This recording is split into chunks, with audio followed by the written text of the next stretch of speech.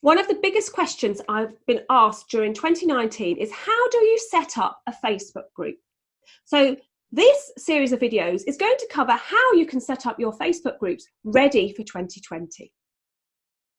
In today's video, we're going to be looking at Facebook groups.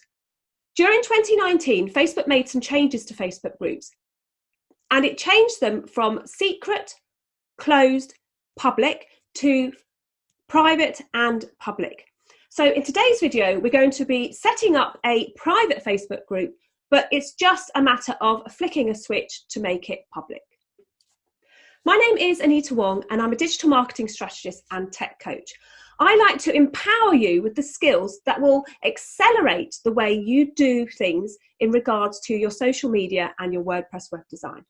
So in order for me to show you how to create a private Facebook group, I've jumped on into my Facebook account. To create your Facebook group, you need to be inside of your Facebook account. Once you're inside your Facebook account and you're logged in, you just simply come up to the create button and click. Here you'll have the option to create your group. So we're going to go ahead and press group. Now there are a few settings to begin with, and when you are naming your group, bear in mind that Facebook have now put in a rule that you can't change your group name more than once in any 28 days. So we're going to go ahead and name our group. Okay, and then what happens is that you need to have at least one person inside your group for it to start off. So you can just add a friend you know won't mind going into your group. Okay, so I've gone ahead and added one of my friends who I know won't mind being added into my group. So you just need to have one person. So perhaps have a chat to a friend or a work colleague and tell them what you're doing so that you can just add that person in. You can always remove them after you've set up the group. The next one down is your privacy settings. So this is where you decide whether your group is going to be private or public. As you see, it automatically sets it at private. So we click on it, it gives you the options to also change it to public. So this is where you can decide whether you want your group to be public or private, but it doesn't have to stay that way. Then here it says whether you want your group to be visible so that people can find your group, or actually hidden so that only members can find the group. So this is in replacement to the secret group that we had in 2019. Okay, go ahead once you've filled in that first bit of information and press create. So now Facebook's created your group, there are a few things that you need to do to optimize it ready for use. The first thing is to upload a photograph to your header area. So this image needs to be 820 pixels by 462. So go ahead and upload one of your photos into there. One of the things I'd like to just point out about the header image is that to get the writing in the right place so that it doesn't get cut off, it's really important to keep the main content of your header image in the center. So I do have another video that will show you how to create your header image with the optimal areas being used in the description below this video. Okay, so I've uploaded my Facebook group header image, and you're going to go ahead and press save. Just to familiarise you to where everything is inside your group, just going to quickly run through where everything is kept. So along here at the top, you have your about section, you have your discussion tab, you have your members, you have your events, if you hold any watch parties, you have where you can moderate the group, and you can also have your group quality. Here where it says more, you have an admin area where you can actually access certain areas, and we're going to jump into that admin area in a moment. You can also share your group by clicking on this button, and you can also edit the notifications that you have for your group. I would suggest that you have this switched on for everything so that you can actually see what sort of engagement is happening inside your group. But for the purpose of this video, we're going to look at editing your group settings because we're just setting up your group at the moment. So your group name is what you named it when we were setting up via the create button. Later on, once you've done the full setup, you'll be able to change this icon to something else. The next area is your group type. We're going to leave it on general for the moment because I do have another video which goes through how to personalize the group to your members' needs and your members' learning needs, but we'll go over that in a moment. But just to show you that there are 1, 2, 3, 4, 5, 6 different group types that you can have now. So you have the general one, so grow and manage your group with the normal standard features. Buy and sell is if you are buying and selling in a group. Gaming is if you are doing a gaming group. Social learning is one that you will learn about in one of the videos in the link in the description below this video. Jobs is another group and work is another group. So during this series of videos, we're going to be concentrating on a general group and a social learning group. But for the purpose of this video, we're going to stick to a general group. So you're going to click Save. Now you're going to add your description. So potential members can actually see this description. So you can go ahead and describe your group. And this is where you would put information to encourage members to actually sign up, because Facebook will share your group along the news feed inside of Facebook to potential members once your group starts to get more engagement. Now, you can also add a location to your group. So most groups are global, unless it's like a local community group. You can add up to 3 locations into your group. So I usually do put the location that I'm based in, which is London. And then I do also sometimes put global. Sometimes it doesn't bring it up, but I'll just pop it in anyway. Okay, the next area is the tags. Now you can have up to 5 tags to help your group be found when people are looking through Facebook. Now we're going to go over apps. So basically the apps are an area where you have to add in third-party apps that you want to use inside your Facebook group. So this could be BeLive, it could be StreamYard, it could be Zoom, any of those apps that you use as well inside of your Facebook group. But we're going to go over that in another video, so don't worry about the add apps area at the moment. The next one is to link your page. I suggest whilst you're setting up your group that you don't link it to your Facebook business page, but that could only be a couple of days.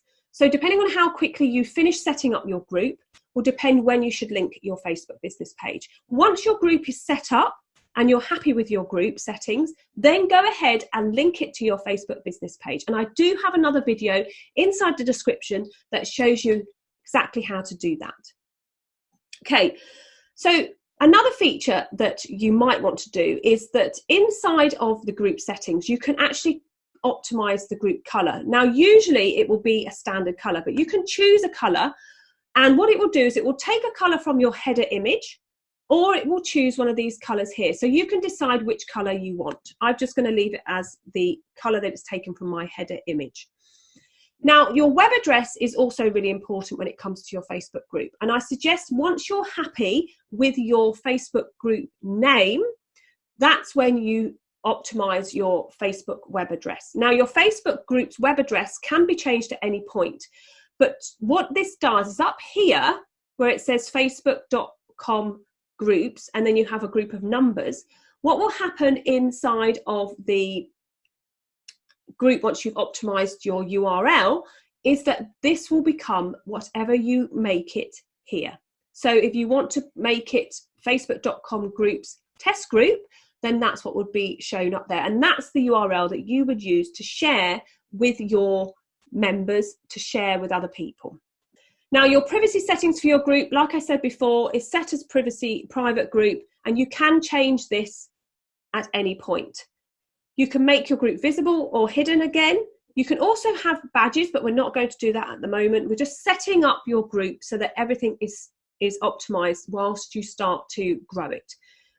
Like I said before, bit earlier in this video, you can have social learning groups which help you engage with your group members more, but it depends on what type of group you're going to have, and we're not going to go through that at this point. Now, these are the other important bits whilst you're setting up your basic group settings. Membership approval. Anyone in the group can add members as a default. If you want to control who's coming into your Facebook group, and I suggest that you do this while you grow your group, you want to click only admins and moderators can allow people to join.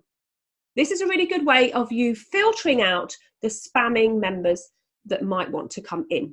So membership pre-approvals, I suggest you don't go onto that at the moment. That pre-approves different people. Maybe they're members of another group. I suggest that you keep the approval of membership to your own group and you set the settings. So don't play around with this one at the moment. The next one is membership requests. This is where you can ask your members questions if they want to join your group. So to do that, you just click ask questions and you can set up some questions for your members. And this is also where you do your group rules, which we'll come to. So your membership questions, you go ahead and click add question, and you can ask a question with a multiple choice answer, with a checkbox answer, or with a written answer. So for instance, you could say, what is it that you want to gain from the group? And then what you do is you make that a written answer. So they are then able to tell you what it is that's causing them issues and why they want to join your group. And this is a really good way of you finding topics to talk to your group members about. So I would go ahead and save that. Okay, so we're just going to do that one question. We're going to pop back into the admin area.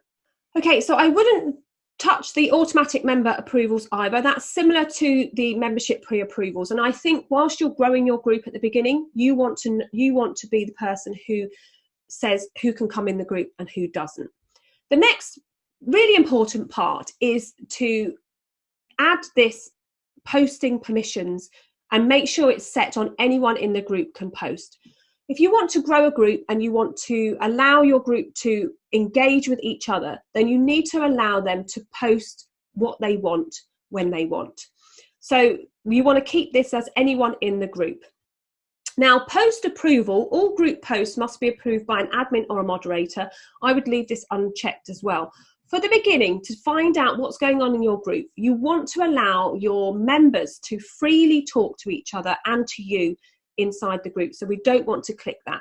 That's useful if you are moderating a buy and sell group so that you want to check what people are selling. But for the purpose of a general group, I would leave this box unticked. And then the next one down the bottom is a very new feature, which is called keyword alerts. So keyword alerts tell you when members write a certain keyword inside of your group and you will then get alerted. Now, this is really good if your group is a learning group.